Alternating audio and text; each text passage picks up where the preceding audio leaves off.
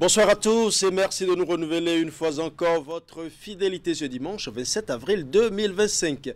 Le grand format de ce dimanche sera articulé par la frustration de certains enseignants, notamment dans le rang des élèves professeurs adjoints et élèves professeurs certifiés des promotions en 2012 et 2014. Ils réclament notamment leurs arrêtés de mise en formation et les admissions dans les différentes écoles normales, ce qui, bien évidemment, doit déboucher sur le reclassement tant attendu depuis plus d'une dizaine d'années. Nous recevrons dans cette émission Richard Dora pour plus de précisions. Bonsoir et merci d'avoir accepté notre invitation. Bonsoir monsieur le journaliste. Nous allons parler dans quelques minutes. Oui. Notre invité média sera également avec nous pour le décryptage de l'actualité de la semaine, de la mauvaise publicité des terroristes sur les réseaux sociaux à la radiation de Tidjane Thiam, de la liste électorale en Côte d'Ivoire, en passant bien évidemment par le siège du souverain pontife désormais vacant. Tous ces sujets seront à l'ordre du jour. Nous allons également mettre de la musique, de la joie au cœur de nos téléspectateurs avec une bonne dose de musique grâce à notre invitée, Princesse Dossi. Elle sera avec nous pour des moments de gaieté. Mais avant de dérouler tout ce programme, voici le journal.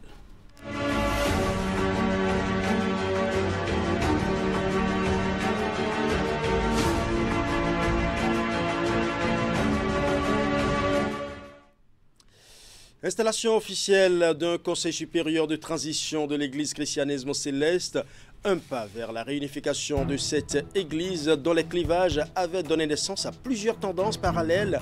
Une cérémonie riche en couleurs mais aussi en personnalités, au nombre desquelles le président de la République dans ce journal, un extrait de son message au cours de la cérémonie.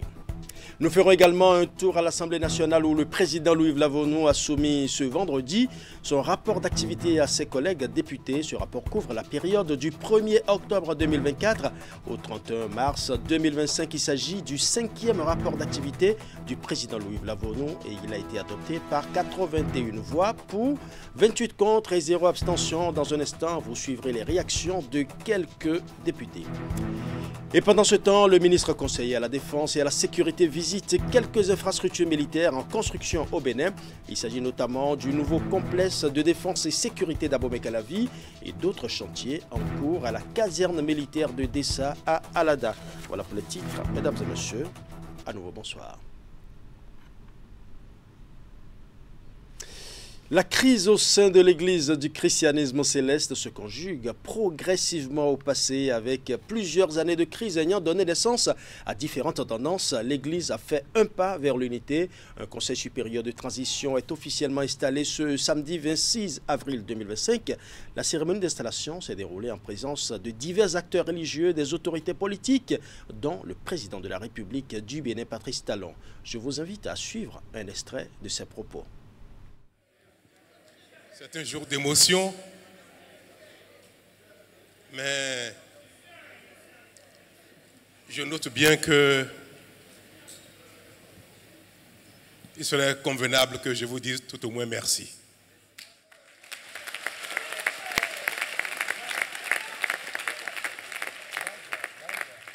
Chers révérends, merci pour votre foi.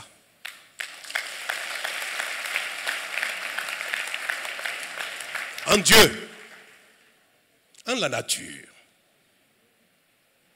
en nous, peuple de Dieu, en nous, peuple d'Afrique. L'événement que nous vivons ensemble aujourd'hui est vraiment historique. Il nous honore. Il nous honore et constitue pour nous une source de fierté en ces temps si difficiles que le monde traverse. Ici, nous venons de donner le sens du pardon, de la concorde, le sens. Nous venons de donner un sens au mot pardon. Et par-dessus tout, nous venons de donner un sens au mot paix. C'est un bon signal que nous envoyons au monde entier. La paix entre les hommes, entre les religions, entre les nations, entre les communautés. D'autres choses qui manquent, malheureusement, de plus en plus à notre monde. Que Dieu vous bénisse. Permettez-moi, pour ce mérite que nous partageons, de féliciter nos révérends pasteurs Adeogou et Oshofa.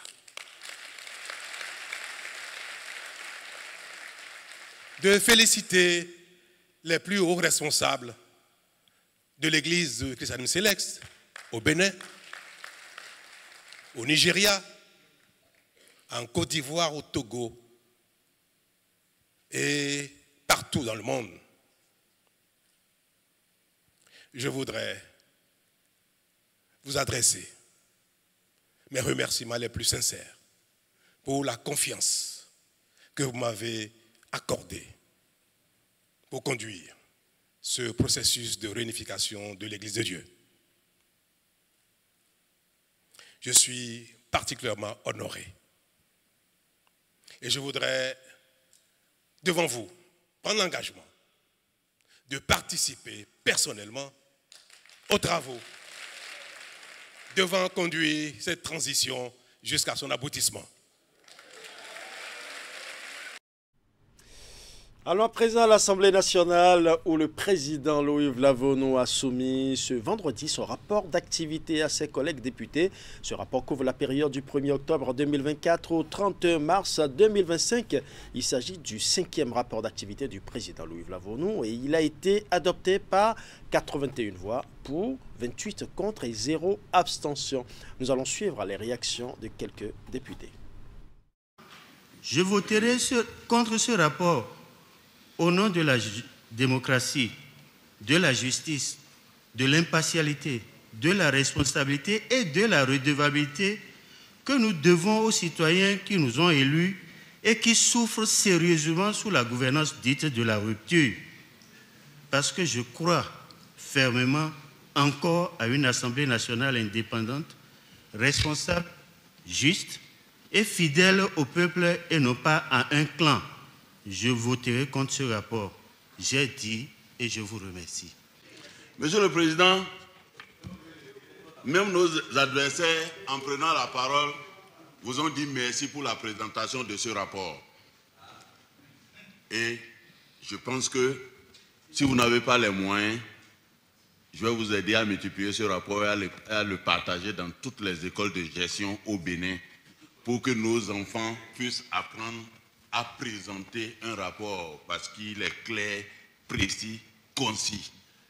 Et vous allez voir, tous ceux qui aujourd'hui ont pris la parole pour vous critiquer, vous ont critiqué sur vos convictions politiques et non sur votre rapport.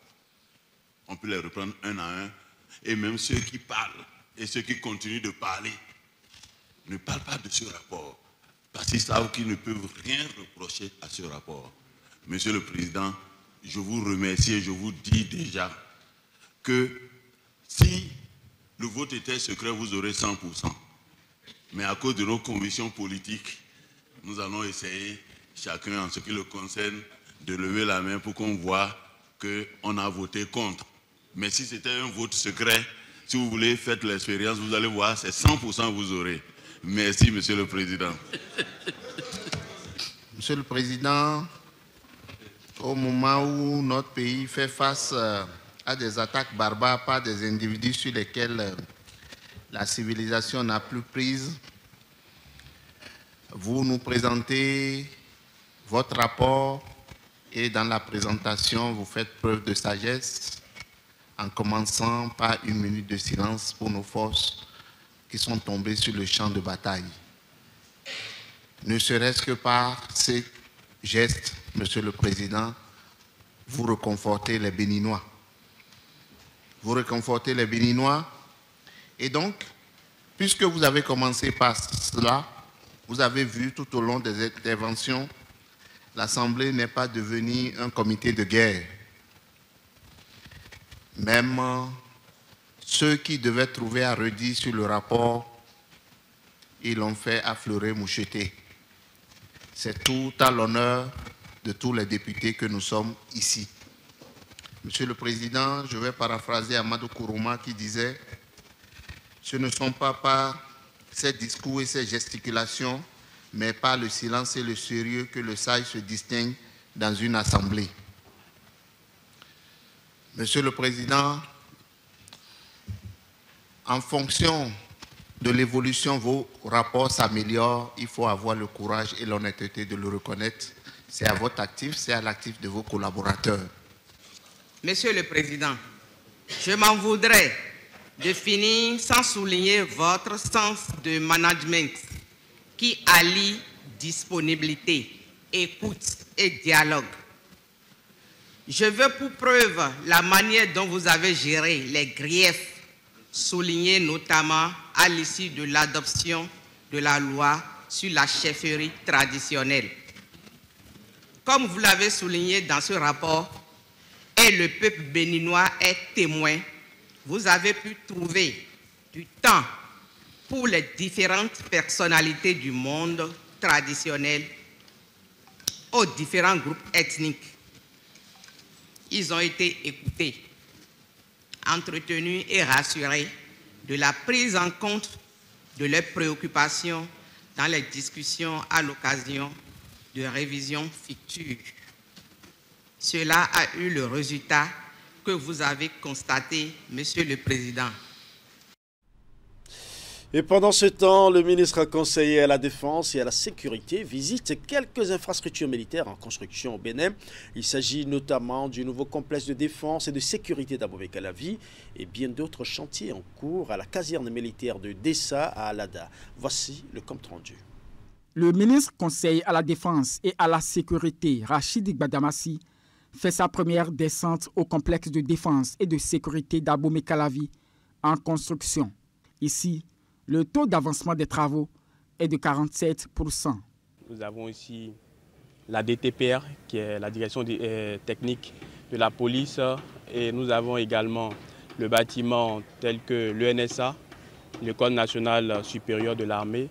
Nous avons sur le site des soutes à munitions, nous avons également la zone de la marine, qui est la zone qui est juste à la base de notre site qui est sous forme triangulaire. Et les bâtiments de la zone de sport, les terrains de sport, la piscine. Nous avons l'immense joie de recevoir le ministre conseiller Gbadamassi, qui inspire beaucoup confiance et qui est déterminé, engagé au travail. Vous voyez, ce complexe gigantesque fait la fierté de nos forces de défense et de sécurité. Vous voyez, je ne pense pas au niveau de la sous-région, si ça existe. Même si ça existait, on pourrait compter. Après cette étape, le ministre conseiller s'est rendu à la caserne militaire de Dessa à Alada. Il a inspecté l'état d'avancement des travaux de confortation complémentaire et de construction partielle de la clôture du site.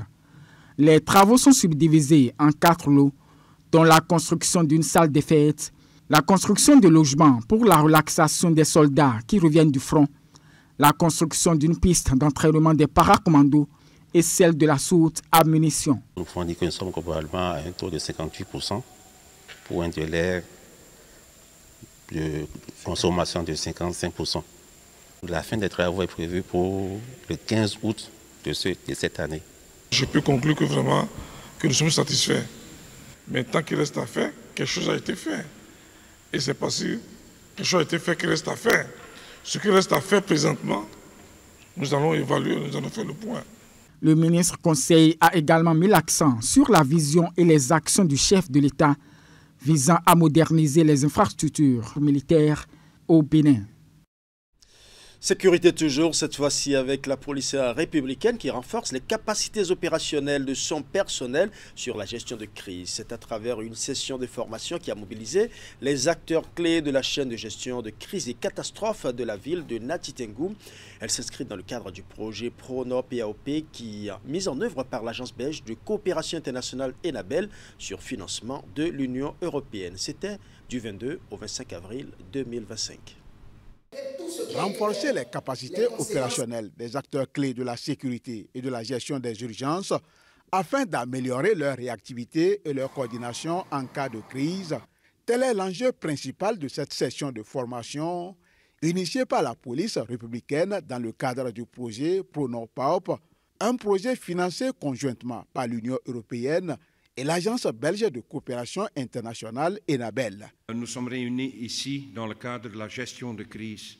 L'objectif final de toute gestion de crise, c'est de faire cesser ce qui se passe, faire cesser la menace, limiter les dégâts pour pouvoir retourner à la situation normale le plus rapidement possible. Retourner à la situation normale le plus rapidement possible nécessite une coordination, une préparation multidisciplinaire. La tenue de la présente session de formation revêt une importance capitale aux yeux des initiateurs car elle permettra à ces acteurs de la chaîne de gestion des crises de la ville de Nati Tengou de renforcer la coordination et l'efficacité de leurs interventions. Une crise est une situation de péril résultant du fait de l'homme ou de la nature et qui nécessite une réponse prompte. Cette réponse peut être mono ou pluridisciplinaire. Dans tous les cas, le ou les acteurs en charge de la gestion d'une crise doivent être non seulement bien outillés, mais aussi et surtout apprendre à travailler en synergie d'action afin de contenir au mieux les effets de la crise sur les populations.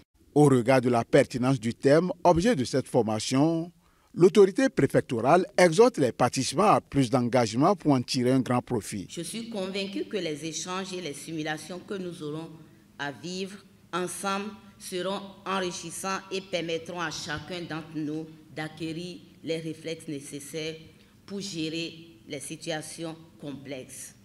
Ensemble, avec la collaboration des acteurs de la santé, des sapeurs-pompiers de la mairie, nous pouvons bâtir une police républicaine plus forte, plus réactive et plus proche de nos concitoyens.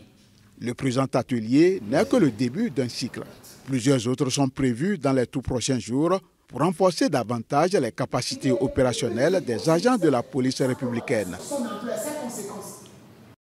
Le mois de mars est passé certes, mais on continue de célébrer en différé la Journée internationale des droits de la femme. C'est le cas des femmes républicaines de la 3e circonscription électorale qui ont choisi le dimanche 21 avril, jour de Pâques, pour célébrer à Boukombe le leadership féminin. Il s'agit pour ces braves dames de mettre en relief les enjeux et les défis pour les vies privées, professionnelles et politiques.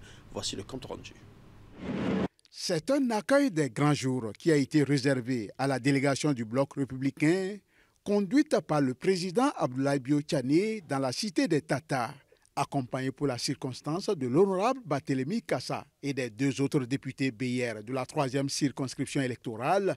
Abdoulaye Bio-Tchane a fait le déplacement pour honorer les femmes républicaines de la Pendjari qui ont choisi ce 21 avril, jour de Pâques, pour célébrer en différé la journée à elles dédiée. Ce n'est pas facile d'être épouse, mère, fonctionnaire, commerçante, productrice agricole, tout en étant militante politique. Mais nous le faisons avec courage, foi et amour.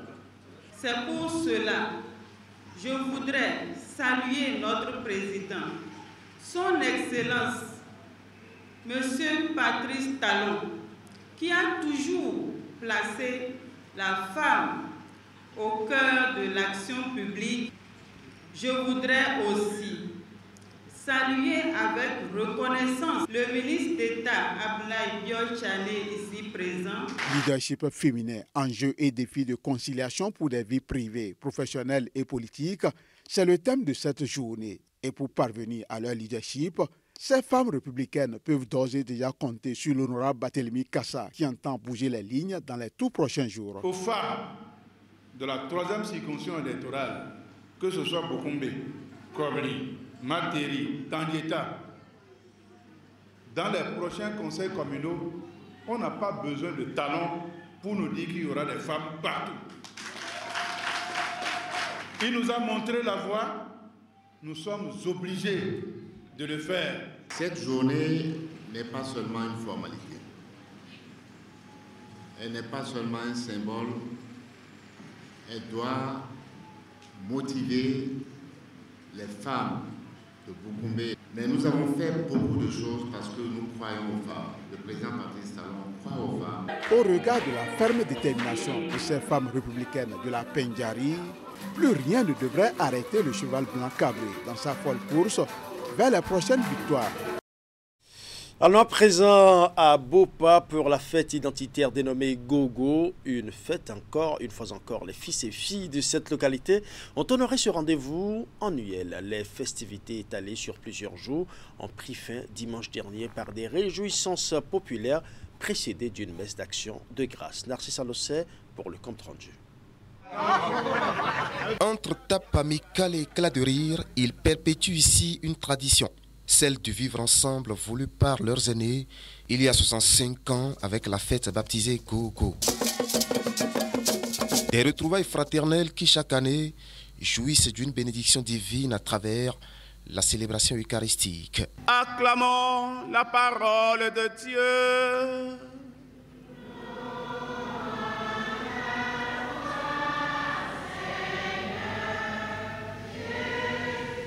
Dans son homélie, le célébrant insistait sur l'importance de la foi dans la vie d'un chrétien. Si nous pensons que nous allons tout comprendre avant de croire, nous ne pourrons jamais avoir la foi.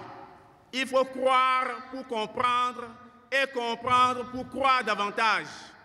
C'est le cheminement du chrétien. Et le parallèle est vite fait avec le contexte de l'arrondissement de Bopa, où un certain nombre de valeurs sont prônées. Je voudrais implorer de tout mon vœu la solidarité, le pardon, l'union. Pour que nous puissions être ensemble, que rien ne nous divise. C'est ensemble que nous pouvons construire Bopa. Et il y a également une journée de réflexion pour le développement donc, de l'arrondissement de Bopa.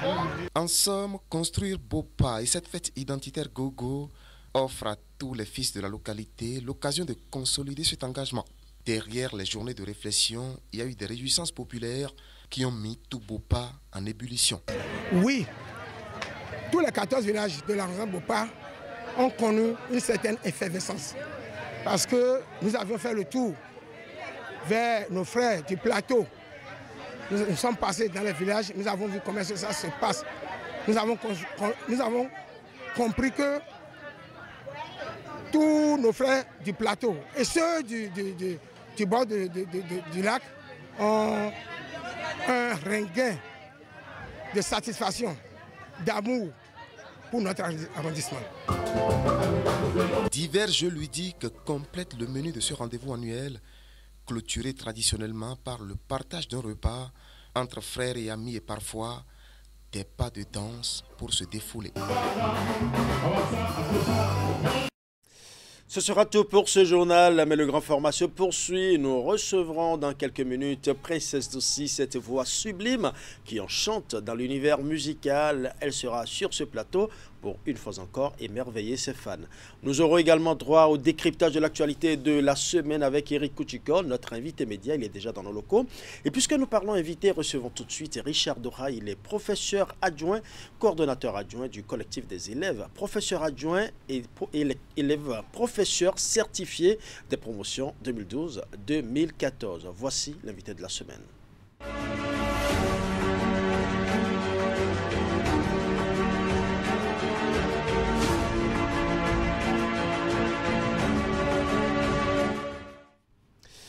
Bonsoir à vous et merci d'avoir accepté de nous rejoindre sur ce plateau. Vous êtes professeur adjoint, coordonnateur adjoint du collectif des élèves professeurs adjoints et élèves professeurs certifiés des promotions 2012-2014. Vous êtes presque maintenu au même grade après une dizaine d'années de carrière dans la fonction publique.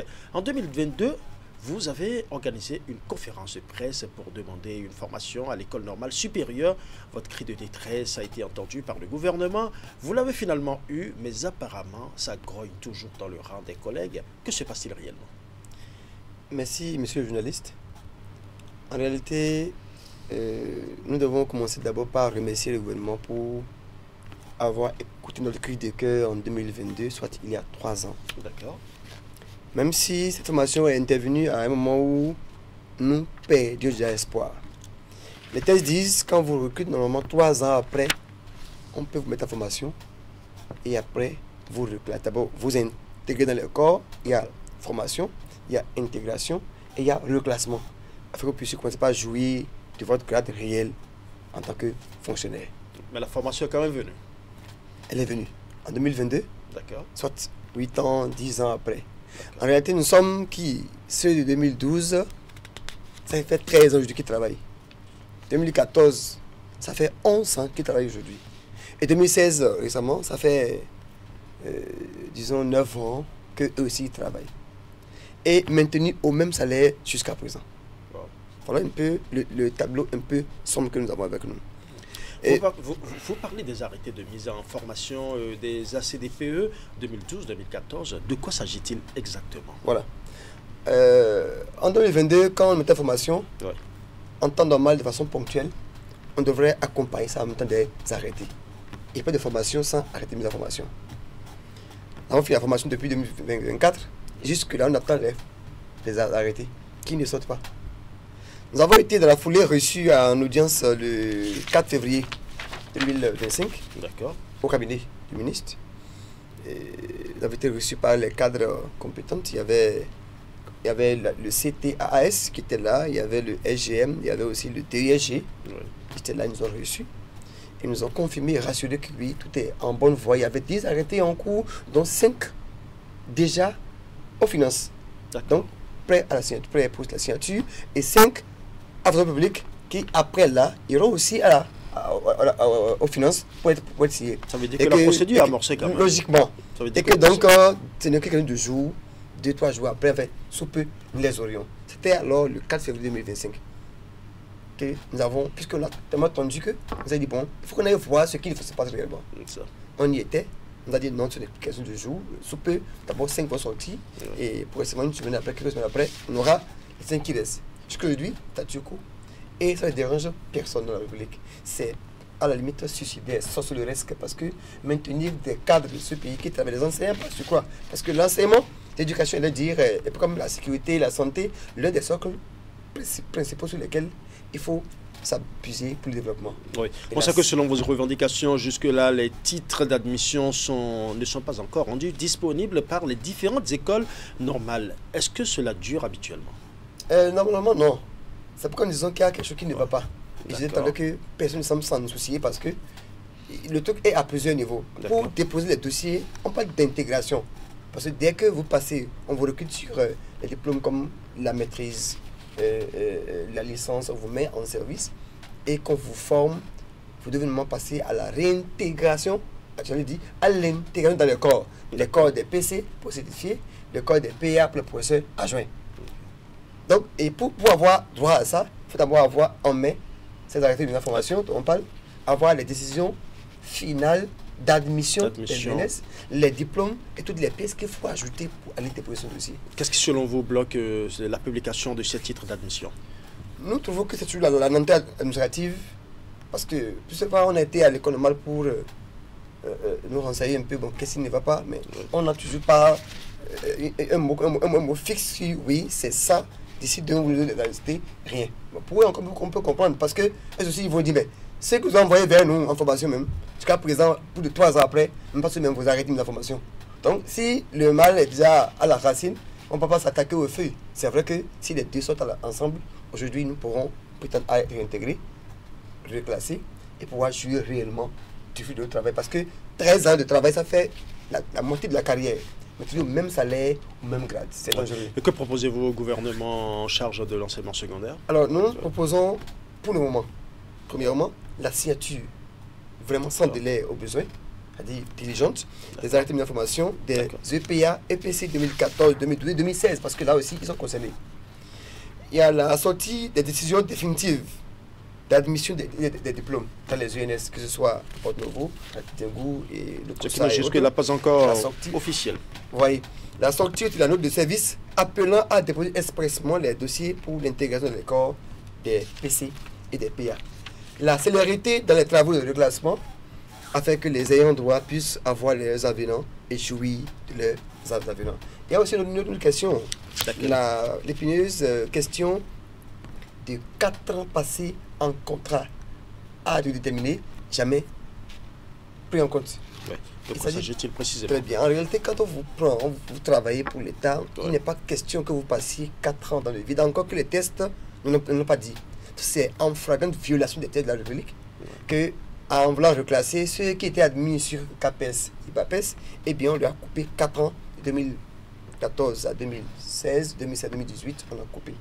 Nous avons été plusieurs fois reçus. On était à la DG, on a été à l'enseignement secondaire, on était même aux finances, on était à la fonction publique plusieurs fois.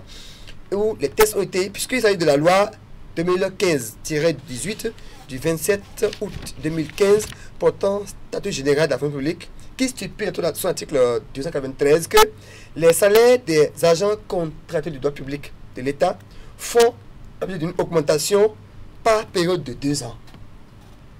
Alors avec ça, on ne comprend pas, on ne conçoit pas ce pourquoi on coupe ces 4 ans, mettant les gens en moins. Oui, certainement qu'avec les titres d'admission, vous aurez certainement beaucoup plus d'intérêt. Et justement, vous avez bien fait de parler du reclassement. La question de reclassement qui est aussi à l'ordre de vos revendications, justement, un reclassement que vous appelez de tous vos voeux d'ailleurs, pour un soulagement après 11 ans pour certains et 13 ans pour d'autres, vous l'avez dit tout à l'heure. Qu'est-ce qui bloque selon vous ce reclassement? Oui, le reclassement ne peut pas aller sans qu'il y ait les arrêtés. C'est une chaîne en réalité. Ça a été les arrêtés et les titres d'admission. Tout ça va de pair. Il y a les documents et quand les a maintenant, on appelle à déposer un dossier pour être reclassé. Et quoi, être reclassé, c'est quand on vous prend comme ça sur diplôme académique, on vous bloque là. Jusqu'au moment où tout est prêt maintenant pour vous quitter de votre état d'élève, de professeur, pour aller à l'étape de professeur. Professeur, oui. Il n'y a pas, en réalité, quand on dit élève professeur, c'est que tu n'es pas encore professeur en réalité. Parce que c'est après l'école normale que vous êtes réellement professeur plein. Vous êtes professeur certifié pour le CAPES et professeur adjoint pour le BAPES. Et c'est maintenant après ça qu'il y a reclassement maintenant et vous allez quitter le grade initial, par exemple, par licence, ça fait BE1. Alors après ça, on vous pousse maintenant en A3 et on va être par rapport au nombre d'années passées dans le vide et ajuster maintenant. Quand c'est le CAPES, vous quittez le A3 pour aller en A1. Et maintenant de A1 maintenant, voir par rapport au nombre d'années passées dans le vide, comment vous mettre au grade normal pour pouvoir jouir de ça. Mais ça traîne, monsieur le journaliste. Ouais. Et ça démotive. Le travail qui se fait lorsque l'enseignant a un job, son travail est dans le cœur et dans la tête. J'espère que ça ne vous emmène pas à abandonner les enfants à l'école. Non, mais on peut être là et travailler autrement. Parce que lorsque je quitte la maison, vente affamée, ma moto est à sec. J'appelle autre secours en route pour prendre du camion dedans, un lit dedans. Et par exemple, passer en top, 600 pour payer du camion parce que je suis à un salaire depuis 15 ans. J'étais alors peut-être célibataire, je suppose. Hein. Après 15 ans, j'ai pris une femme par exemple. J'ai eu peut-être 1, 2 enfants, même 3, on ne sait jamais. Et le salaire qui seul ne me suffisait pas. Maintenant, peut-être maintenant ça à 3, à 4. Là, j'ai voulu, les cheveux gris sortent déjà. C'est bien que quand on sort le salaire maintenant, et bien j'appelle le famille de Gary pour prendre son argent de riz, je partage tout, je viens encore à zéro. C'est bien que pour le mois, c'est un casse chinois. Dans ces conditions, vous voulez que l'enseignant travaille comment? Avec quel cœur? Un message très rapidement, M. Richard Dora, aux autorités en charge de l'enseignement, s'il vous plaît. Nous implorons vraiment l'indulgence de tous, du président, à tous ceux qui peuvent vraiment faire quelque chose afin que 2012, 2014 et 2016, qu'enfin on puisse lever le groupe véritablement afin que nous puissions avoir le sourire aux lèvres. Un enseignant en paix, il donne, il se donne, il est motivé. Et il est motivé et il travaille, on sent ça dans les résultats. Mais l'enseignant, comme métier là depuis 15 ans, tant pis, personne ne s'en soucie. Lui aussi, on ne peut pas dire qu'on ne s'en soucie pas, parce que vous l'avez dit tout à l'heure que vous avez été reçu, justement, ça veut dire qu'on s'en soucie et que la procédure est en cours. Dans l'essentiel maintenant, c'est de souhaiter que la procédure aille plus vite. C'est pas faux, hein. Comme l'a dit tout à l'heure le ministre conseiller, tant qu'il reste à faire, quelque chose est fait. On ne va pas dire que rien n'est fait. Alors, mais on veut quand même qu'on aille plus loin. Ben voilà. Afin qu'on soit vraiment. La preuve, vous avez déjà eu la formation, puisque vous l'aviez demandé entre-temps de tous vos voeux, c'est arrivé. Oui. Ce qui veut dire que certainement, très bientôt, vous aurez gain de cause. Merci à vous d'être passé sur ce plateau. Très rapidement, un mot avant de finir. Oui, oui, merci à vous, monsieur le journaliste. Nous avons 30 ans pour la carrière. On est déjà à la moitié. Ouais. Vraiment, nous vous remercions pour avoir permis que nous puissions nous exprimer afin que l'opinion nationale et même les personnes nous entendent pour comprendre que ailleurs, sous ce soleil, il y a des enseignants qu'on maintient au même salaire pendant 15 ans. Merci. Et des enseignants qui seront très heureux très bientôt, certainement que vous nous ferez le point quand tout sera fait. Pourquoi pas. Merci à vous, Richard Dorette, d'être passé sur ce plateau. Je rappelle que vous êtes professeur adjoint, justement, et vous êtes également le coordonnateur adjoint des élèves professeurs adjoints et des élèves professeurs certifiés. Merci d'être passé sur ce plateau. À présent, mesdames et messieurs, nous allons faire le point de l'actualité de la semaine, telle que relayée par les médias. Voici la revue hebdomadaire réalisée par Asiobokani Asiombo.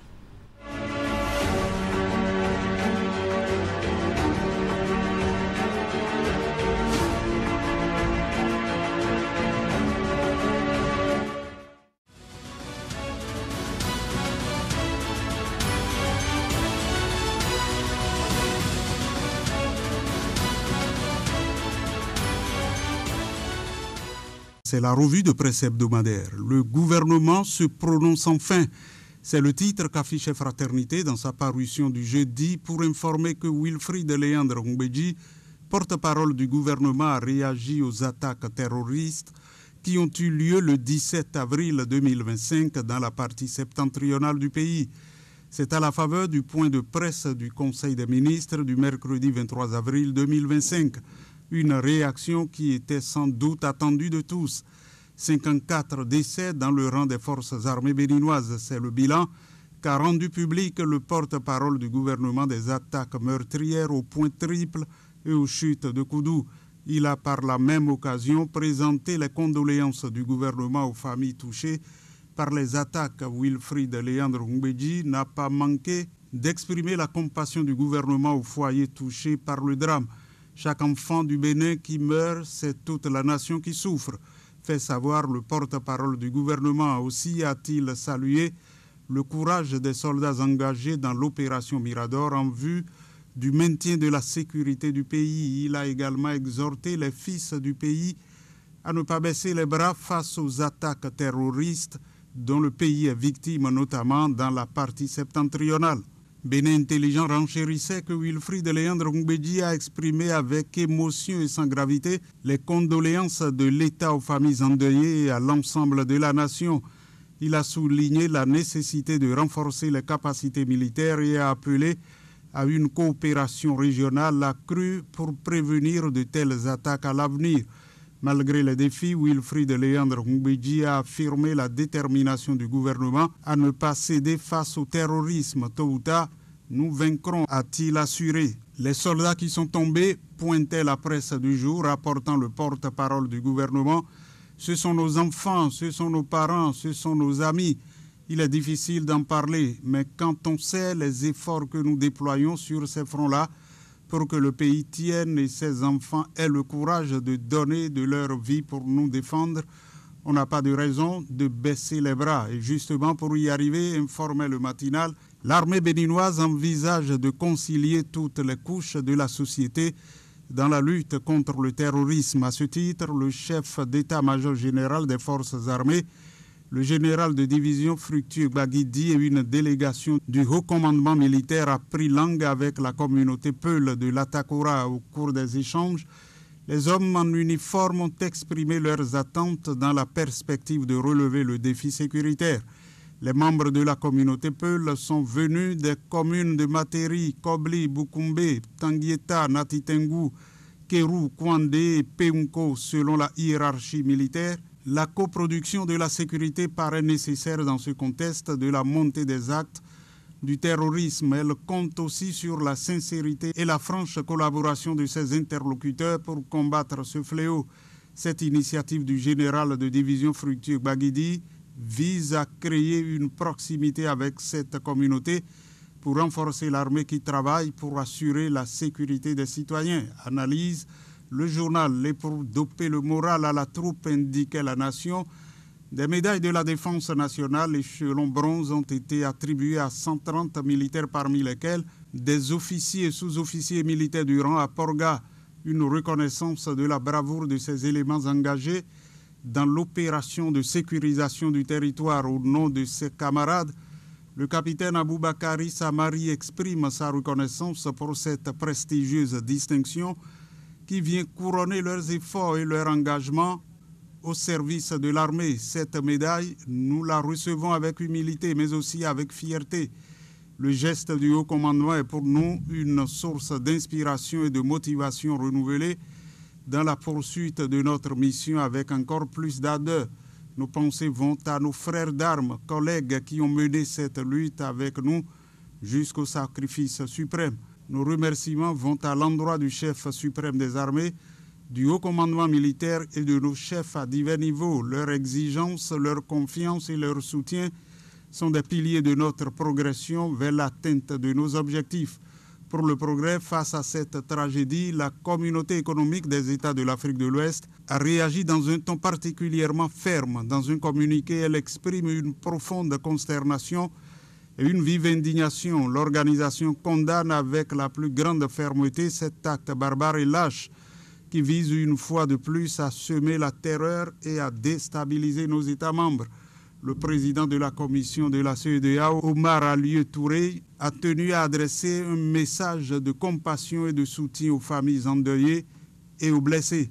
L'autre information qui a suscité l'intérêt des publications de la semaine, c'est la campagne agricole 2025-2026. À ce sujet, le Progrès soulignait que les prix de cession finaux des intrants agricoles reviennent à moindre coût aux producteurs à cause des mesures de soutien prises par le gouvernement en Conseil des ministres. À partir du 23 avril 2023, le gouvernement a débloqué 26 milliards de francs CFA pour subventionner les 10 intrants afin de permettre aux producteurs d'accéder à ces fertilisants au même prix que lors de la dernière campagne.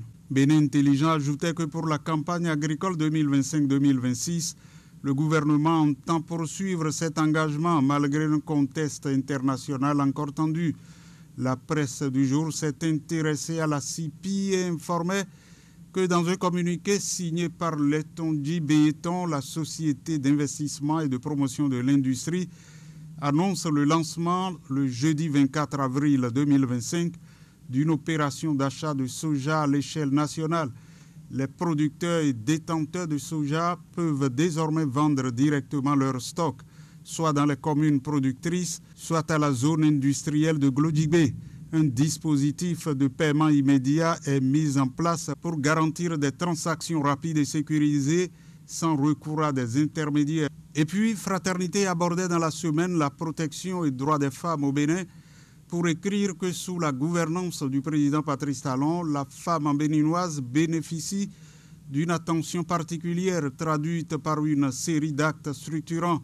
Loin des simples slogans, cette vision audacieuse, inspirée d'un souci d'équité et de justice sociale, positionne le chef de l'État comme un véritable père de famille, n'ayant fait que des filles, souciées de leur avenir, de leur protection et de leur rayonnement. Cependant, la réalité sociale démontre que la vigilance doit rester de mise, indiquait le journal. Dans la suite, Décryptage Info rapportait que plus grande fêtière de la couche estudiantine béninoise, la Fédération nationale des étudiants du Bénin a lancé le jeudi 24 avril 2025 la commémoration de ses 35 années d'existence à l'université d'Abomey-Calavi.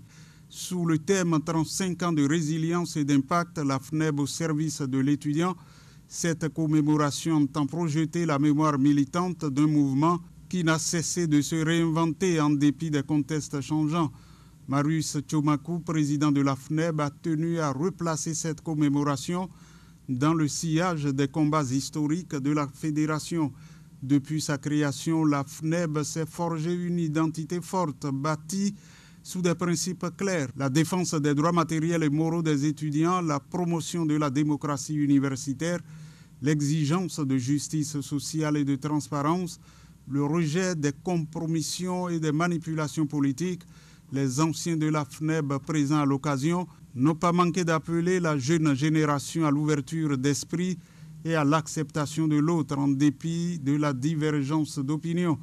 Dans une prise de parole sobre mais poignante, Olusegun Adjadi Bakari, ministre des Affaires étrangères et sociétaire de la FNEB, a évoqué la valeur du lien national cultivé au sein du mouvement. Le professeur Joseph Diogbenou, lui aussi ancien président de la FNEB, saluant la résilience du mouvement étudiant et sa capacité à se réinventer, a invité la jeunesse à plus que s'engager, mais à s'embarquer.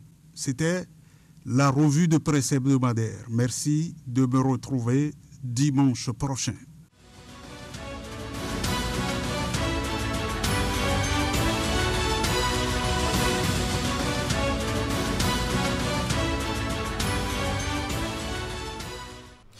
Merci à vous, Assomo Kenya Siongbo, et ce sera avec plaisir que nous allons vous retrouver dimanche prochain. Nous sommes déjà avec notre invité média. Vous êtes directeur de Royal TV Bénin et correspondant régional Ouémé de TVC. Bonsoir Eric Ochiko. Bonsoir monsieur le journaliste. Merci d'avoir accepté notre invitation. Tout le plaisir pour moi. Premier sujet pour vous, comme nous avons l'habitude de le faire ici, justement, pour le décryptage de l'actualité de la semaine, le terrorisme aux frontières du Bénin. La mort a encore frappé, vous l'avez constaté, dans les rangs des forces de défense. Triste nouvelle, malgré les mesures prises par le gouvernement pour sécuriser ces zones frontalières. Et ce qui est écœurant est cette triste propagande que ces criminels font sur les réseaux sociaux, des images qui donnent froid dans le dos. Vous avez suivi aussi ces images? Justement, je les ai suivies. Et qu'est-ce que ça vous a inspiré?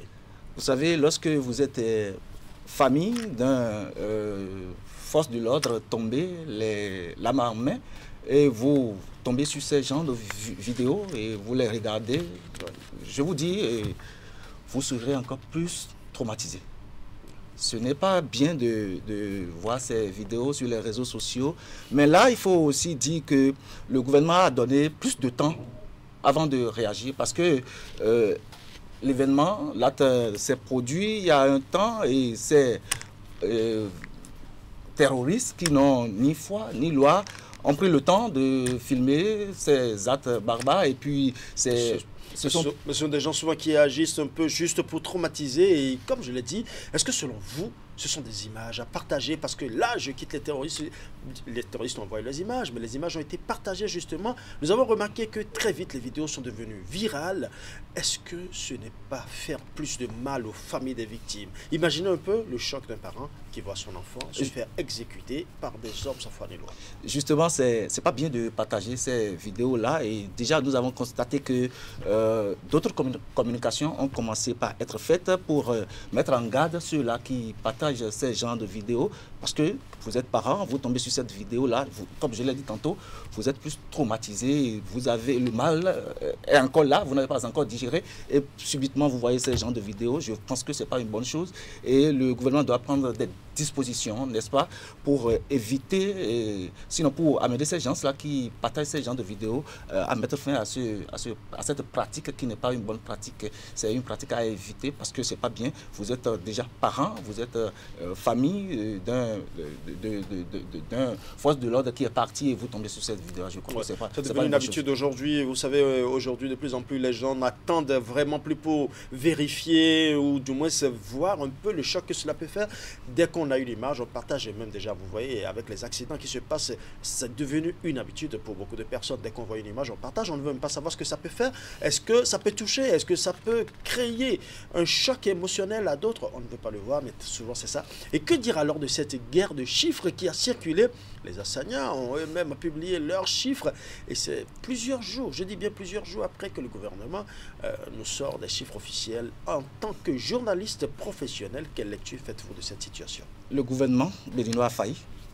Il a donné plus de temps aux terroristes avant de réagir parce que les terroristes, ils ont donné leurs chiffres et c'est des jours après que le gouvernement nous a donné un chiffre. Est-ce que ce n'est pas une manière d'attendre pour avoir des informations justes et vérifiées? Parce qu'il ne suffit pas de donner des chiffres. Vous savez, il y a eu un temps de ratissage, il y a eu un temps pour avoir des informations. Est-ce que justement le gouvernement a vraiment failli à ce niveau? Moi, je pense plutôt que quelque part, il y a un temps pour avoir l'information juste et vraie, je pense. Ce n'est pas une raison. Parce qu'une fois l'acte est commis, en même temps, les dispositions doivent être prises pour faire le décompte en même temps. On ne doit pas laisser le temps aux terroristes de nous donner un chiffre avant que le gouvernement ne vienne donner le sien. Ce n'est pas bien. Le temps est trop vide là. Il y a eu trop de passifs. Trop de passifs. Ce n'est pas bien. On doit en même temps, au fur et à mesure, parce que ce n'est pas pour la première fois qu'on est victime de l'acte de terrorisme au Bénin.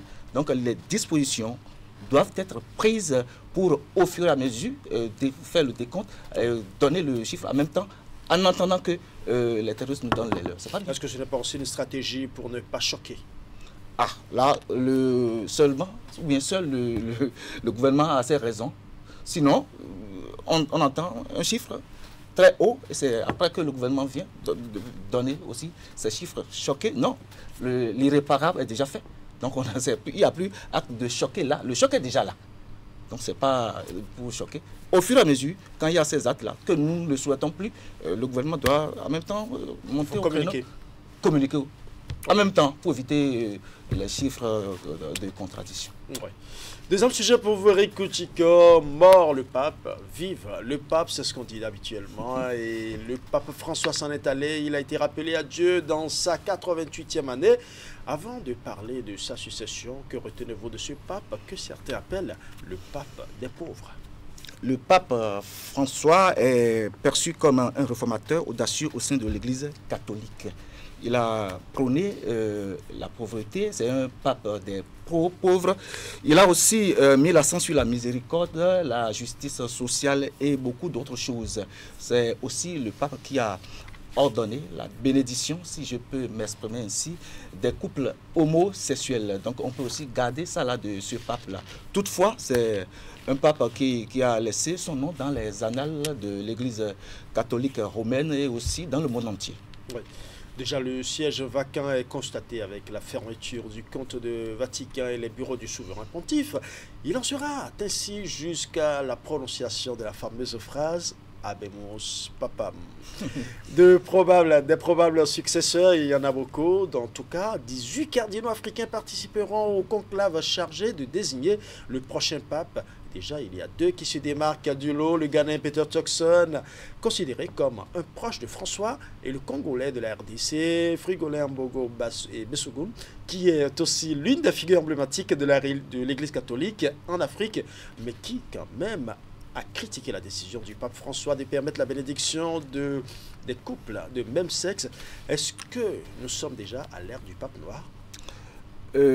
Après le conclave, l'Église catholique romaine va élire le 269e pape. Si je ne me trompe pas, si déjà il y aura 269 papes et jusque-là, il n'y a jamais encore un noir, je ne pense pas que c'est aujourd'hui le miracle va se produire.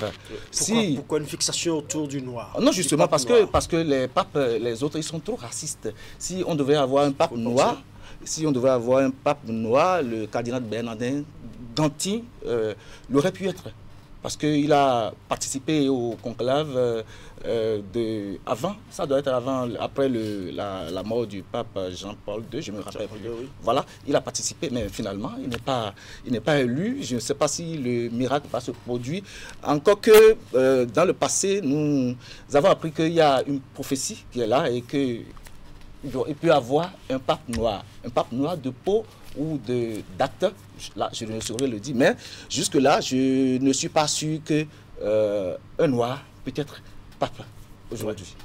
Nous allons quitter l'Église catholique pour l'Église du christianisme céleste. Nous restons toujours dans le christianisme. C'est une transition très rapide. Nous avons vu tout à l'heure, à l'entame de cette émission, le président de la République qui a pris part à la cérémonie de réconciliation parce qu'il y a un conseil supérieur de transition qui est mis en place pour réunifier cette Église qui a connu des branches parallèles, des branches connexes qui évoluent depuis longtemps. Mais aujourd'hui, l'Église christianisme céleste va vers sa réunification. Vous avez entendu tout à l'heure le président de la République féliciter les dirigeants de ces différentes branches qui aujourd'hui ont accepté aller ensemble. Qu'est-ce que cela vous inspire? Il faut d'abord saluer le génie du président Patrice Talon. Ça fait pour la 2e fois qu'il pose cet acte fort. Pour rappel, à son arrivée en 2016-2017, il a réconcilié les hauts responsables de l'église protestante méthodiste du Bénin, une église qui a trop perduré dans le temps. Hier encore, au Palais des Congrès, j'ai vu un président de la République en train de faire de l'évangélisation aux évangélistes. J'ai vu un président Patrice Talon en train de faire la prédication comme un pasteur oint de Dieu. J'ai vu un président Patrice Talon qui a prononcé le mot pardon, le mot paix. Donc il faut saluer le président Patrice Talon. Et je voudrais aussi lui tirer chapeau pour cette réconciliation qu'il a réussi à faire, quand bien même que les responsables de cette église-là ont tort selon moi, parce qu'ils ne peuvent pas laisser un politique va venir les réconcilier. C'est eux, les religieux, qui doivent réconcilier les gens. Bon, les gens, je vous l'ai dit. Donc, si déjà ils laissent le politique venir les réconcilier, ça veut dire qu'eux-mêmes, ils ne sont pas responsables entre eux-mêmes. Qu'est-ce qui les divise? Je ne sais pas. Mais déjà, je peux dire qu'ils n'ont pas respecté la mémoire de révérend pasteur Ochofa, qui est le père fondateur de cette église-là, cette église qui est une église africaine, une église béninoise. Si son âme est respectée, je ne pense pas qu'après son décès, qu'il y ait une crise qui va durer des décennies après. De mémoire d'homme, toutes les églises ont quand même subi de ces genres de mutations. Pour quelle cause? Très souvent, il y a souvent ces genres de mutations. Le plus important aujourd'hui, on sait qu'il y a un conseil de transition qui est mis en place pour pouvoir réunir ces frères, ces fidèles de l'église du christianisme céleste. Et nous souhaitons de tous nos voeux que l'église du christianisme céleste redevienne une seule, selon ce que voudrait le père Ochofa. Voilà, justement. Troisième sujet pour vous, nous allons quitter la religion justement pour la politique et avec la Côte d'Ivoire où Tidiane Thiam, candidat à l'élection présidentielle du PDCI, est radié de la liste électorale par la justice. Est-ce que c'est exagéré de parler du retour des vieux démons en Côte d'Ivoire lorsqu'on sait ce que la loi d'ivoirité a créé dans ce pays il y a quelques années? Thiam a donné l'âme à son ennemi de le combattre. Un peu avant 1990, ça doit être 88-87, il a renoncé à sa nationalité ivoirienne. Et pendant ce temps, il a posé une acte sans réfléchir au lendemain ou bien à demain. Vous savez, le passé a une histoire, le présent a une vie et le futur reste un mystère. Thiam peut-être a renoncé à sa nationalité pendant ce temps sans penser qu'un jour, il peut avoir le désir. Est-ce qu'il a officiellement renoncé à sa nationalité? C'est ce que nous avons appris. Sinon sa double nationalité, justement parce que l'article 51 de la Constitution ivoirienne stipule que lorsque vous avez double nationalité, avant d'être candidat, vous devez renoncer à l'autre et maintenir. Mais depuis février 2025, il a renoncé à sa nationalité française. Nous avons appris qu'il a aussi demandé la nationalité ivoirienne depuis 2 ans, ce qui n'est pas encore donné jusque-là. Et c'est normal parce que lorsque vous êtes en face d'un régime qui n'aime pas la compétition, un régime qui prône l'exclusion, vous ne pouvez que vous attendre à cela. Parce que rien ne prouve que si éventuellement il a fait la demande de la nationalité ivoirienne, rien ne prouve que le régime actuel va lui donner ça. Parce que déjà, ce régime ne veut pas qu'il participe aux élections prochaines. Étant donné que Thiam est la figure emblématique de l'opposition ivoirienne, il est le premier homme, si je peux m'exprimer ainsi, du Parti démocratique de la Côte d'Ivoire. Donc rien ne prouve qu'il sera candidat. Je ne sais pas si éventuellement ce parti a un plan B, comme l'a fait les jeunes du Sénégal dans le temps, parce que je l'ai dit tantôt, il y a des chefs de l'État qui n'aiment pas la compétition, qui prônent l'exclusion. Sall avait voulu faire la même chose au Sénégal. Avec Sonko. Voilà, justement, et heureusement, les jeunes du PASTEF avaient leur plan B. Le plan A, c'était Sonko, le plan B, c'était Diomaye Faye, et peut-être ils ont plusieurs plans. A n'a pas marché, B a marché. Si éventuellement l'opposition ivoirienne a le même plan, peut-être ça peut marcher pour l'opposition. Ouais. Et quelles sont selon vous les probables issues de cette situation pour que cela ne dégénère pas dans une Afrique déjà en proie à l'insécurité transfrontalière? Et là, il faut que l'opposition, toutes les forces de l'opposition puissent réunir, pour qu'ils puissent se réunir pour avoir un seul front. Pour les élections là, comme ça, peut-être ils vont éviter les crises et peut-être ils vont arracher le pouvoir, parce que le pouvoir ne se donne pas, ça s'arrache. S'ils s'unissent, ces partis de l'opposition, je pense qu'ils peuvent éviter la crise, parce qu'on sait que la Côte d'Ivoire, c'est un pays qui aime la crise. Si nous nous rappelons de ce qui s'est passé en 2000. Est-ce qu'un pays aime la crise? Aucun pays n'aime la crise. C'est les dirigeants.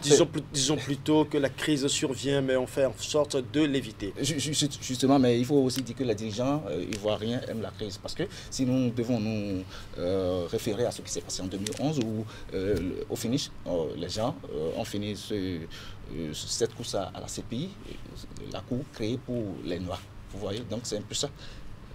Mais de toute façon, on ne souhaite pas ça pour la Côte d'Ivoire.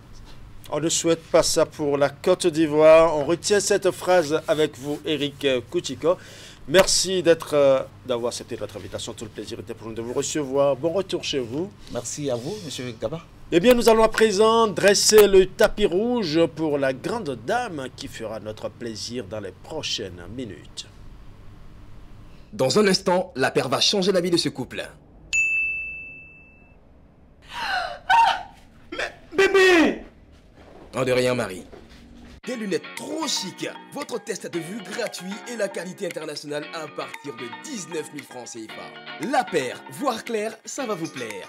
Et vous avez besoin de lunettes, non? Bah écoutez, l'argent c'est pas fait à disposition. Hein. Prise d'un vous avec l'Ophtalmo, c'est pratiquement 2 semaines d'attente interminable. En plus, ça coûte excessivement cher. Oula, trop de palabres là. Des lunettes trop chic. Votre test de vue gratuit et la qualité internationale à partir de 19 000 francs CFA. La paire, voir clair, ça va vous plaire.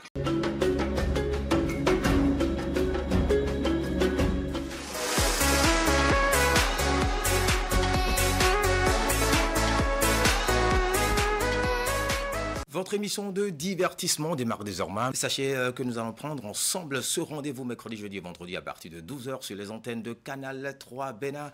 Mi-journée, et puis nous allons nous amuser, histoire de commencer la deuxième partie de la journée en pleine beauté. Donc ne ratez pas ces rendez-vous.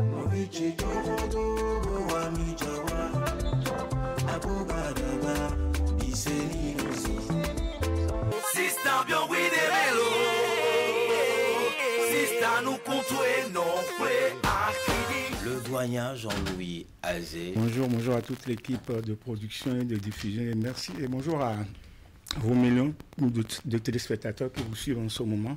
Alors, Naye Podito, aujourd'hui pour vous, quand on parle de culture, c'est quoi?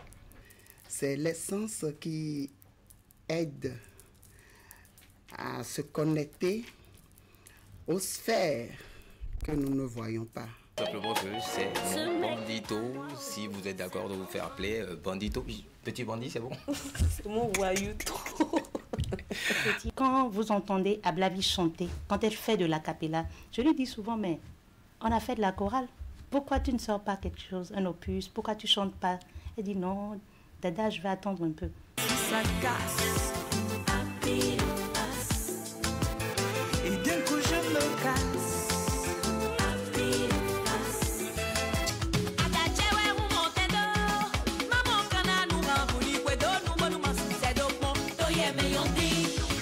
On se donne rendez-vous mercredi prochain avec beaucoup de chaleur. Portez-vous bien, au revoir.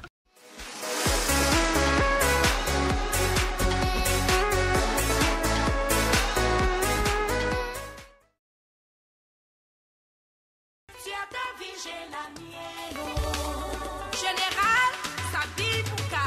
Si on veut, on est ensemble. Si tu veux, on se complète. Mais si tu veux faire le malin, moi je choisis mon chemin.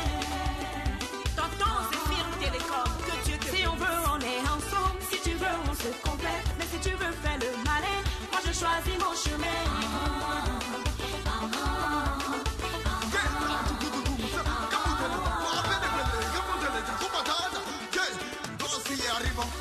Les gens qui parlent là. Tu n'es pas mon Seigneur, je n'ai pas peur de toi. Tu n'es pas mon Dieu, je n'ai pas peur de toi. Tu n'as pas mon destin, je n'ai pas peur de toi. Je n'ai pas peur de toi. Je n'ai pas peur de toi.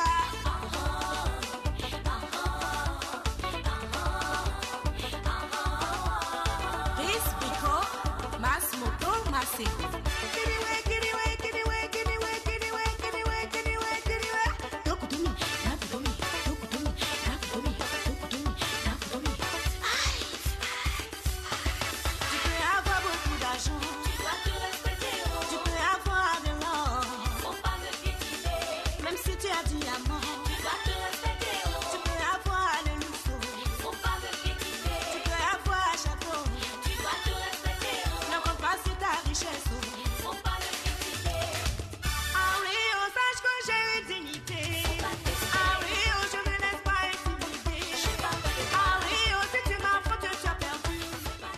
Je n'ai pas peur de toi, elle n'a jamais eu peur de personne, de son vrai nom. Préfet Edwige Dossi, elle est sur ce plateau. Justement, c'est l'artiste que nous recevons aujourd'hui. Princesse Dossi, bonsoir. Bonsoir Ulrich. Merci d'avoir accepté notre invitation et merci d'illuminer notre plateau par ton sourire. Non, c'est moi. C'est tout un plaisir. C'est tout un plaisir en tout cas. J'ai une question de curiosité par laquelle je veux commencer. Oui. Que cherche une titulaire de BTS en banque et finance dans la musique? Merci bien. Ulrich, tu sais, la musique est comme un fétiche qui appelle son adepte. Ah, d'accord. Donc, il lui suffit juste de dire, voilà, je suis prêt et on n'a pas mot à dire. On n'a plus rien à dire. On ne peut que respecter ce qu'il dit, ce qu'il décide et tout. Donc, à un moment donné, quand on s'imprègne véritablement dans la musique, il faut te dire que pour ceux qui le savent vraiment, la musique est un métier vraiment jaloux. Et si je peux donner l'exemple là, tu m'excuses beaucoup, d'une femme qui n'aime vraiment pas partager son homme, qui est jalouse à tout moment. Donc la musique n'aime pas trop qu'on l'associe à autre chose. Donc du coup, à un moment donné, j'ai été obligée de ranger d'être fidèle à la musique. Voilà. Cette fidélité, beaucoup. justement, c'est une aventure musicale qui a véritablement démarré au collège Segbeya à Kpakpa à Cotonou avec les sœurs Arissou. Vous étiez un trio de 3 belles voix baptisées Tech, Tatiana, Edwige et Karine. Voilà, vous avez d'ailleurs remporté plusieurs trophées. Vous avez ensuite quitté le groupe Tech. Des années plus tard, Tatiana et Karine sont connus comme les membres fondateurs du groupe Teriba que vous, chers amis téléspectateurs, vous connaissez très bien. Dossi, parlez-nous un peu de cette aventure Tech. Au CG Segbeya, j'étais dans la même classe que Karine. D'accord. Donc, à chaque fois qu'on sortait pour des concours intercollèges, on ramenait pratiquement, carrément lors de toutes les sorties, on ramenait les premiers trophées au collège. À un moment donné, vous étiez très talentueuse là. Oui, très. J'ai parlé avec la petite soeur, avec Karine. J'ai dit, tiens, avec nos talents, pourquoi ne pas nous mettre ensemble pour pouvoir créer un groupe, faire le trio des belles voix. Ici. Carrément, on a été voir la grande sœur qui a aussi validé. Donc, c'est de là qu'on s'est mis ensemble pour pouvoir créer le groupe Ti ici. Ça a été vraiment une très belle aventure. Voilà. Donc, à un moment donné, nous, on a quitté Apakwa pour PK14, pour Segbeya. Donc, je n'étais vraiment pas, en son temps, je n'étais pas trop indépendante encore. Donc, vu les frais de déplacement et tout, pour aller aux répétitions jusqu'à Segbeya, j'ai dit, tiens, pourquoi ne pas là, faire... les parents ont cassé cette belle amitié, on dirait.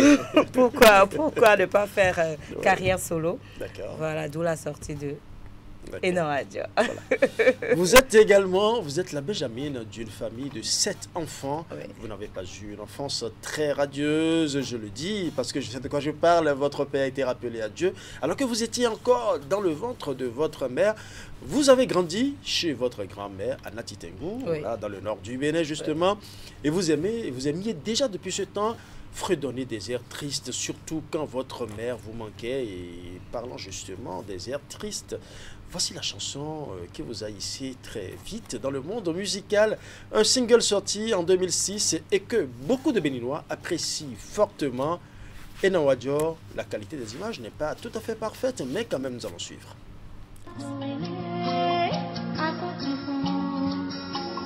Where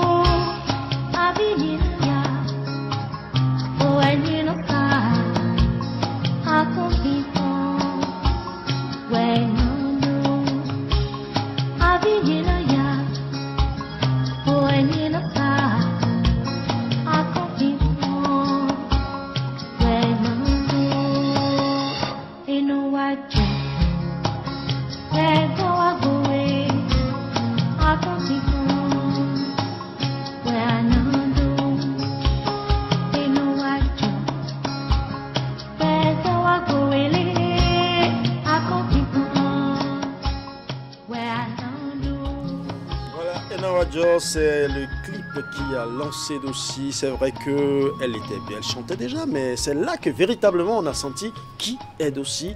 Et qu'est-ce que ça vous fait de vous retrouver là, de retrouver ce clip qui vous a véritablement lancé, qui a lancé votre carrière musicale? Ça fait vraiment plaisir. D'abord, ça dit qu'on a quitté loin et puis ça prouve qu'on travaille vraiment. Voilà, donc c'est tout un plaisir pour moi. La Dossi que j'ai vue là est moins en forme que celle qui est ici. Hein. Ah oui? On dirait bien.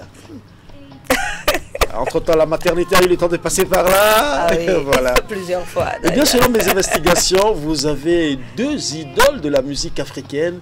Aïcha Koné de la Côte d'Ivoire et Angélique Kidjo du Bénin. Et grâce à cette diva, Dossi rêve grand aujourd'hui en termes de musique. En quoi ces artistes vous inspirent?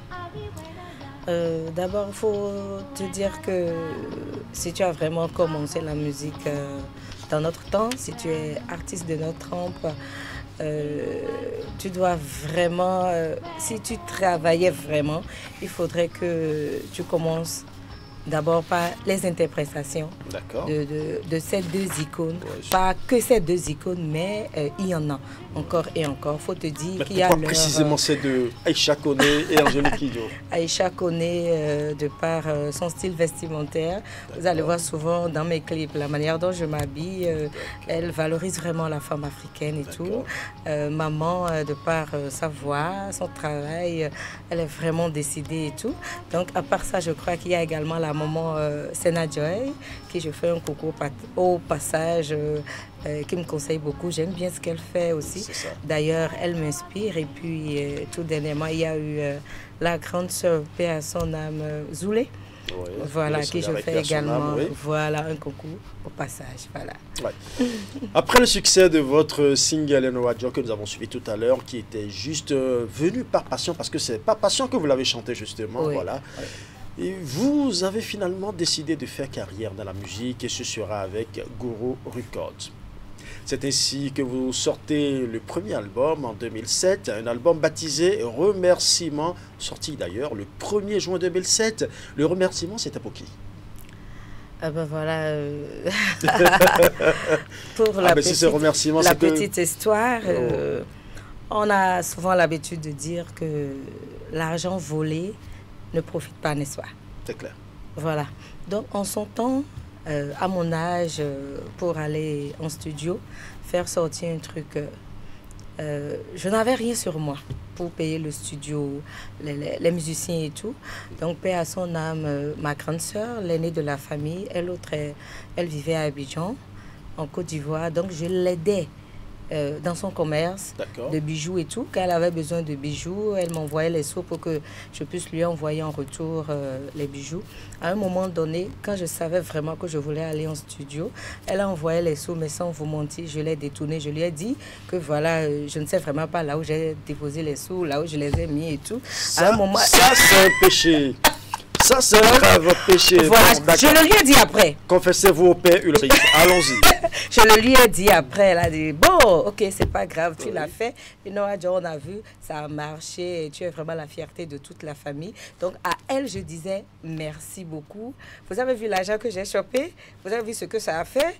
Mais ça a donné. À part elle, je crois qu'il y a mes fans également.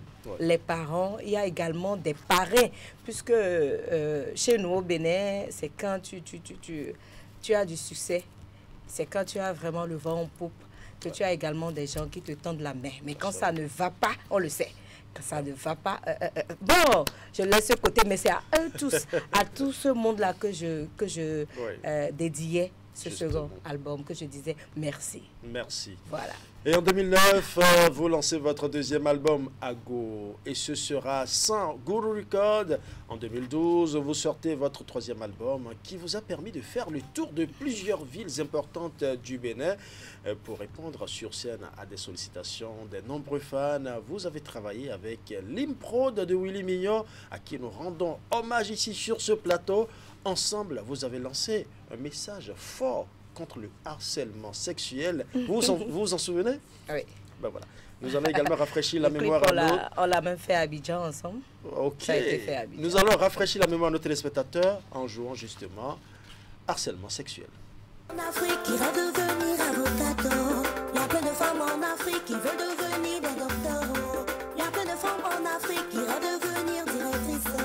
Il y a plein de femmes en Afrique qui veulent devenir des ministres. Maman Yoé, oh, Maman Yoé, oh, Maman Yoé, oh, Maman Yoé, oh. C'est le mal social qui va te bannir de l'Afrique. Président Guy Asselin. C'est un fléau qui ruine nos pays. C'est le mal social qui va te bannir de l'Afrique. C'est le mal social. À cause des pressions des tontons d'Ogignon, à cause des pressions des tontons vicieux, à cause des pressions des directeurs inconscients, à cause des pressions des professeurs vicieux. Fifi ouais, Fifi ouais, Fifi ouais, Fifi ouais. Elle a toutes les qualités, elle a toutes les potentialités, elle a tous ses diplômes, elle a tout ce qu'il faut, mais elle a tout foutu en l'air. Parce qu'elle a refusé de donner. Mais elle a perdu toutes ses chances. Parce qu'elle a refusé de livrer. Mais elle a tout foutu en l'air. Parce qu'elle a refusé de donner. Mais elle a perdu son boulot. Harcèlement social, tu dois te bannir de l'Afrique. Patrice Adonaro. C'est un fléau qui ruine nos filles. Harcèlement social, tu dois te bannir de l'Afrique. Harcèlement social, c'est un fléau qui ruine les filles. Maintenant, toutes les filles sortez les stylos. On va écrire pour dénoncer tous les harceleurs. Laisse-la, Nous c'est disons pas écriture. forcé. Imagine si c'était ton enfant. La femme africaine, c'est ta fierté. Si ta tante est mis à refuser. Laisse-la, c'est pas forcé. Imagine si c'était ta femme. La femme africaine, c'est ta fierté. Si elle te mélangeait à refuser. Laisse-la, c'est pas forcé. Imagine si c'était ta fille. Imagine si c'était ton enfant, imagine si c'était ta femme à cause des tontons vicieux. Qu'est-ce qui vous a inspiré ce morceau? À cause de ce que les femmes en général, nos enfants, filles, vivent dans la société. Dans les universités et tout, quand les enfants finissent d'étudier. Donc je crois que c'est encore un moment pour moi de lancer un appel fort à toutes ces dames-là, à toutes ces jeunes filles-là, qui sont vraiment et qui continuent d'être victimes de l'harcèlement sexuel, de vraiment s'extérioriser pour dénoncer ce fait, pour que l'équilibre soit vraiment, pour que l'égalité soit vraiment faite, voilà, dans la société. Un message fort de princesse Dossi, elle est farouchement contre le harcèlement sexuel justement qui ternit l'image de la société. Alors Dossi, quel bilan faites-vous de votre carrière musicale aujourd'hui? D'abord, je crois que je tiens... C'est un bilan positif. D'accord. Très très positif d'ailleurs, puisque on a commencé loin. On a eu vraiment de coups bas, mais on a tenu. Finalement, tous les artistes qui passent par ici parlent toujours de coups bas. Que s'est passé dans la musique béninoise? Il y en a, je préfère ne pas le dire, mais on le sait. Tu le sais aussi. Ah oui? Oui, c'est pas la peine de le dire ici en direct. Je crois que c'est vraiment Il y a aussi un harcèlement sexuel là-bas aussi? Il y en a, de trop même. Donc je crois que c'est le moment propice de faire un grand coucou à ma maison de production, de lui dire un grand merci, Superman Record, dont le PDG Daméo Rabitan, qui croit toujours en moi, qui donne vraiment un grand coup à ma carrière, au showbiz béninois, à la culture, parce que à un moment donné, ou bien les temps qui courent, c'est comme si les artistes de ma trempe depuis un certain temps, ce qu'on sort, c'est comme si c'est carrément invisible, qu'on ne nous voit plus et tout. Donc avec des gens comme ça qui ne vivent plus carrément de la musique, et quand ils investissent, ça ne redonne pas le retour. Ils n'ont carrément pas le retour, mais pourtant ils ont du plaisir à le faire encore et encore, parce qu'ils ont confiance en nous et ils nous aiment dans ce qu'on fait et tout. Donc je crois que c'est vraiment un grand merci que j'ai à lui dire. Je n'ai rien à lui donner et je lui dis courage, ça va aller. Carrière positive, nous allons garder ce bilan très positif. Princesse Dossi, c'est aussi une carrière marquée par plusieurs distinctions, justement parlant du positivisme, oui. De trophée Sika au trophée Roucan, en passant par Black Music Award pour la valorisation de la femme noire. Parlez-nous un peu de ces consécrations. Oui, c'est vrai, j'ai eu plein de distinctions durant la carrière. Vous venez de citer quelques-unes. En tout cas, toutes les fois, ça a été vraiment un grand plaisir pour moi et ça m'encourage à aller encore. Je ne me décourage jamais. C'est de grands moments quand même dans ma carrière. Il y a plein de distinctions, je ne peux pas me mettre à les citer ici. Je les ai surtout avec la musique Road que je faisais et tout. C'est à un moment donné que je me suis lancée dans le Nudiu. Sinon avec Je n'ai pas peur, comment on dit, Mechelelo, il y a plein de musiques du genre, voilà, qui ont vraiment traversé les frontières. C'est ça que vous êtes bien dans l'ambiance, même si vous avez démarré par une note assez triste qui a fait pleurer beaucoup de personnes. Mais le plus important, Dossi est mère de famille, mais elle continue de tenir la scène musicale avec de nouvelles chansons. Nous allons suivre votre dernier chef-d'œuvre intitulé Son nom.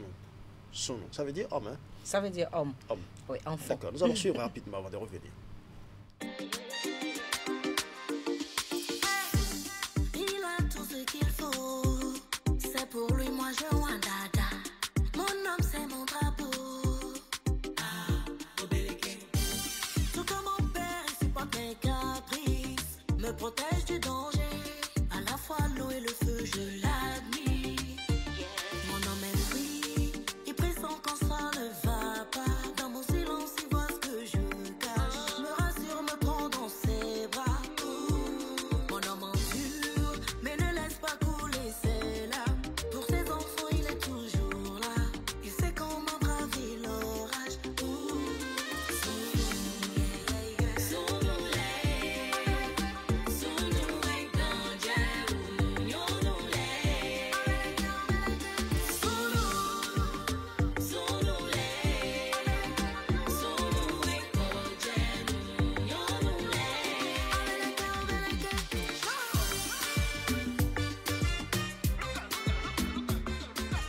Madame, tu vas où?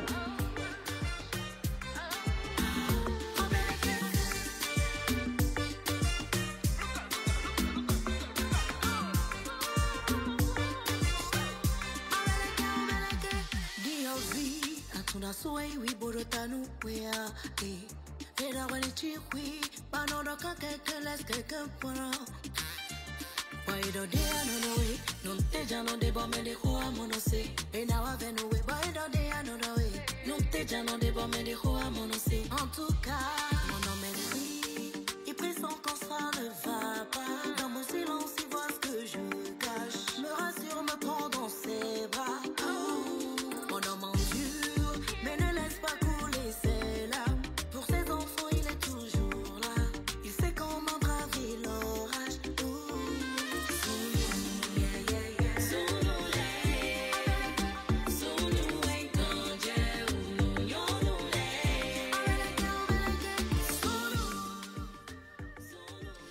Voilà son nom qui veut dire homme. Certainement que Princesse Dossi va nous dire précisément pourquoi il a chanté son nom. Pourquoi elle a chanté son nom.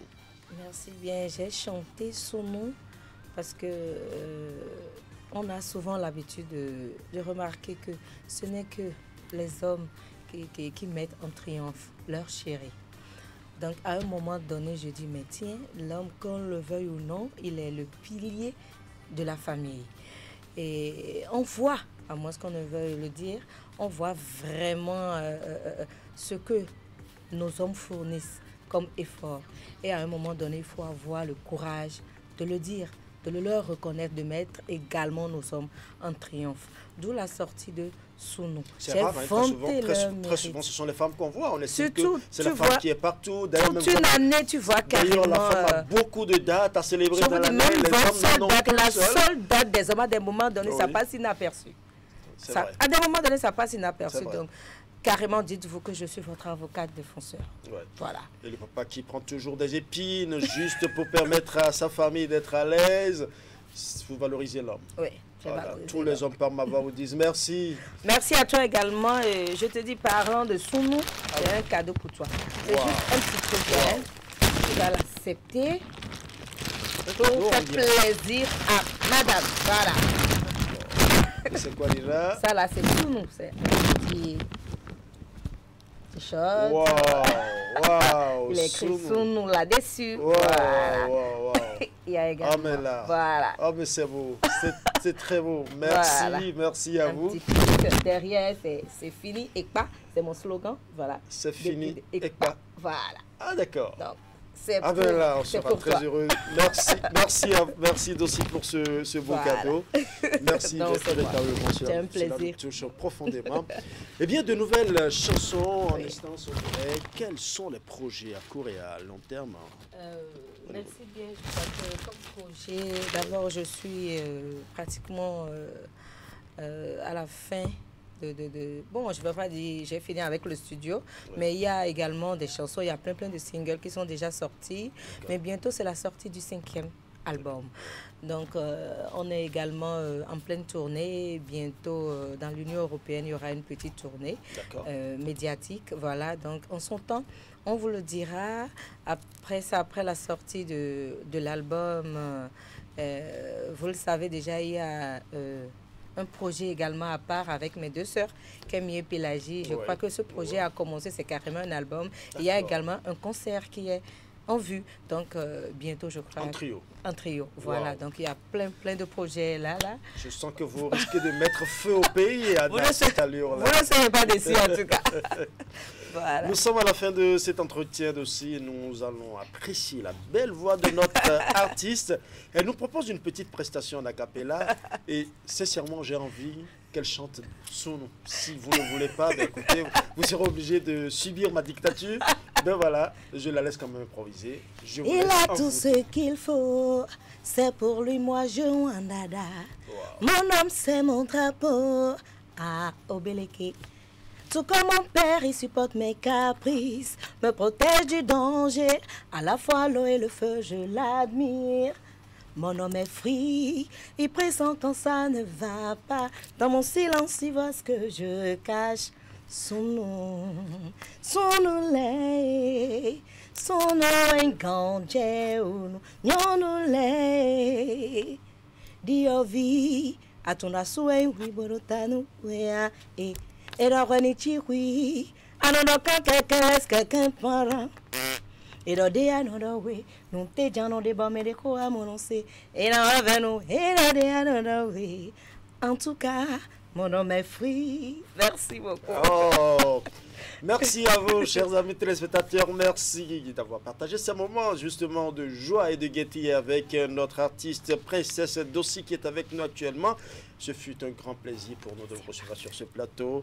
Merci de nous recevoir et certainement que nous recevons. Nous saluons aussi Super Recordman qui vous accompagne presque tout le temps. Un mot très rapidement. Merci beaucoup. Je remercie tout le monde en général. Je remercie la maison de production, je remercie mes fans et tout le monde. Je remercie les médias également. Et puis je vous dis, pour avoir Dossi, je parle en direct également au gouvernement. Dossi, elle est là. Pour vous, je dis également à tous les fans pour avoir les sorties de Dossi, tout ce que Dossi a sorti. Il faut aller sur les réseaux, il faut cliquer juste sur Dossi, la princesse, sur YouTube, sur TikTok, sur Facebook, sur Instagram. Vous m'aurez. Voilà. Merci beaucoup. Merci à vous d'être passé sur ce plateau. Merci Dossi. Merci aussi à vous, chers amis téléspectateurs. Nous avons partagé de bons moments de joie, de bons moments de gaieté, de bons moments de plaisir avec Dossi. Et d'ailleurs, tous les hommes qui nous suivent actuellement, son nom, c'est important, vous avez compris. Une dame qui valorise l'homme. Très souvent, ce sont les hommes qui valorisent la femme. Et cela ne veut pas dire qu'aujourd'hui, la femme n'est pas valorisée. Vous, femmes, vous êtes aussi valorisées à travers les hommes, justement. Merci à vous d'être passé. Ça a été réellement un plaisir. Merci pour le cadeau. Merci, le plaisir est partagé. Je ne peux pas oublier le cadeau, là. Eh bien, le grand format de ce dimanche 27 avril 2025 est terminé. Merci de nous avoir reçus chez vous. Tout le plaisir était pour moi. Était pour nous plutôt d'être avec vous. Merci à toute l'équipe technique qui m'accompagne. Bonne suite des programmes accompagnés de Canal 3. Bien n'oubliez surtout pas le rendez-vous spirituel de tous les dimanches. La sagesse EC pour résoudre les problèmes. C'est le thème de ce jour. Prenez le rendez-vous à 17h, heure locale. Et le journal du soir à 19h30. Bonne soirée chez vous. Portez-vous bien.